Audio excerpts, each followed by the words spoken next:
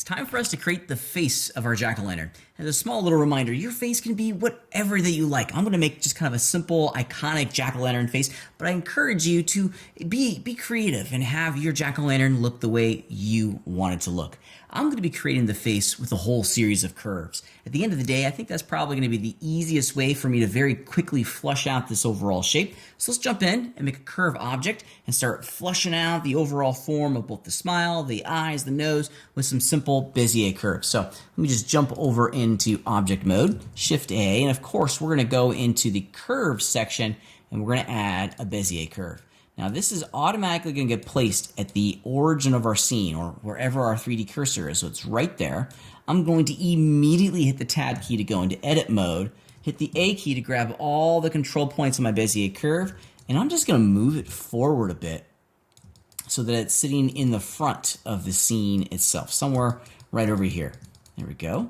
I'm going to try to do as much of the construction of this as I can in the front of the jack-o'-lantern.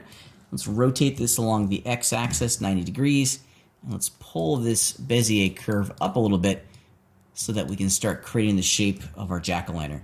Now I'm going to try my best to keep it in the front view so you can easily see the black outline of the Bezier curve itself. I recognize that it's a challenging bit to see, so I apologize if it's tough. As we're in edit mode, I'm going to scale down the handles of my Bezier curves just to make it a little bit easier. And we want to start fleshing out the eyes and the nose and the mouth. These are going to be closed loops of points. So before we go any further, let's return to the curve section and do toggle cyclic, which is automatically going to close the curve and create a shape thereafter. Rotating it. Okay.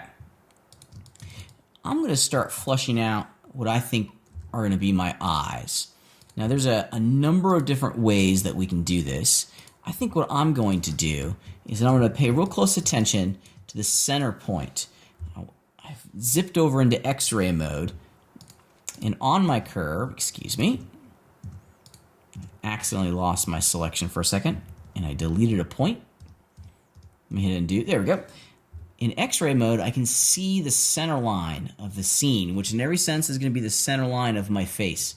I want to ensure that the eyeball doesn't cross that center line, and I'm providing myself with an opportunity to simply create like the ridge of a nose. There should be a little bit of a gap between the eyes. In addition, I also want to have, let's go out of X-ray mode.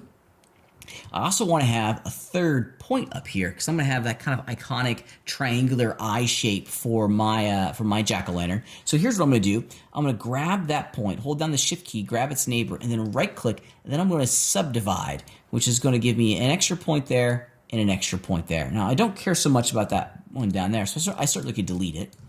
But now I have a third point that I certainly could use to start sculpting and changing how I want my eye, the shape of the eye itself. Let's make sure I'm not crossing that line.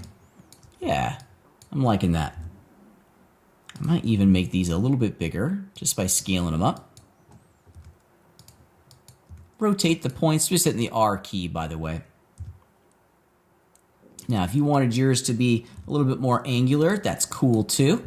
If you remember, you can go in and change the tangent handles at any time by hitting the V key. And you can do vector, which will give you a nice kind of linear interpolation. You can also grab each one of these sides if that's what you're after as well. So just keep that in mind. You still have complete control over all of these. I'm going to keep mine kind of rounded because it gives me that nice organic look. If you've ever carved a pumpkin, you'll know that it's pretty difficult to get like 90 degrees straight edges, nor is that what I want, I think, in this sculpture. Yeah, that's an okay eye. I like that, okay? Now here's what we're going to do to get this into a mesh, and I'm going to do the exact same thing for both the eyes, the nose, and the mouth. I have a lot of work, but they're all going to follow a very similar production process. So I create one, okay? And now I'm going to create another. And you could just duplicate this eyeball here to make the nose and the mouth, or you just create a new Bezier curve. It's up to you, 6 to 1, half a dozen to another. I'm going to duplicate this curve, and this second one down here, since I already have the points already to rock and roll, I think I might just grab it, scale them all down, and now I have the foundations for my nose. Back into object mode, Shift D to duplicate. Let's hit Tab to go into edit, scale this up. Now this is going to be the foundation for my mouth. Of course, my mouth is going to take some time and it's going to require a little bit of work. Scale up the handles, rotate their tangency, their angle to give me the result that I'm after. Yeah, there we go. And now we can start to see this mouth start to unfold in front of us. This is the cool thing about working with these Bezier curves, that we can very quickly and easily flush out some basic simple shapes. Now keep in mind that it's okay and encouraged that you keep this asymmetrical. The eyes can be different, the nose can be asymmetrical. I mean, these are faces, so we can have them look however that you want. If you did some Google researching and some detective work, you can find thousands, and I mean thousands of jack-o'-lantern faces out there on the web that will serve as wonderful reference for all that we do. This is a good place to begin, and you're probably saying to yourself, Pat, what about that other eye? Well, check it out. I'm going to use a mirror modifier here in a minute to get another eyeball where I want it to go. Or, I certainly could just duplicate it, put it across the x-axis, and call it a day, right? It's just that easy. So there's all my face bits. Now, when we're done working with the faces, we can't have them exclusively be curves. We need to get them into polygonal lines so that we can then extrude them and use them as the foundation for a Boolean operation. That's coming up next. So let's do that real fast. I'm going to grab and select all of my curves. I'm holding down the Shift key as I work with all of them. If you look over here inside of your outliner, the guys and gals down at Blender have done a really great job of visualizing the difference between a mesh object and a curve object. These are mesh objects down here. These triangular icons, these are all curve objects. So we can actually see the curve data as well versus the vertex data. So these are all curve objects. In order for me to use these in a Boolean operation, I need to get them into mesh data. And that's just as simple as right-clicking on the selected curve and choosing Convert from the list.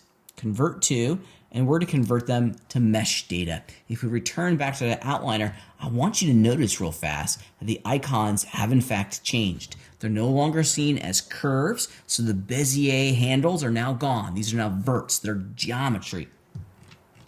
Okay, I'm gonna hit the Tab key real fast to go into edit mode. I got all of them selected. I'm in edit mode right now, okay? I've selected the entirety of the points on each object, and I'm gonna hit the F key to fill them with a polygon.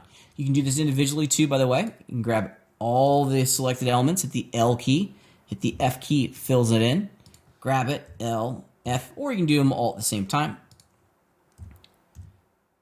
like that. Now the desire here is to get them into geometry so that we can extrude these polygons back along the z-axis so they cut into the mesh like this. Because we're going to perform some Boolean operations in the next video and continue to punch holes in the surface to get the result that we're after. So this is how we create the face for our little object.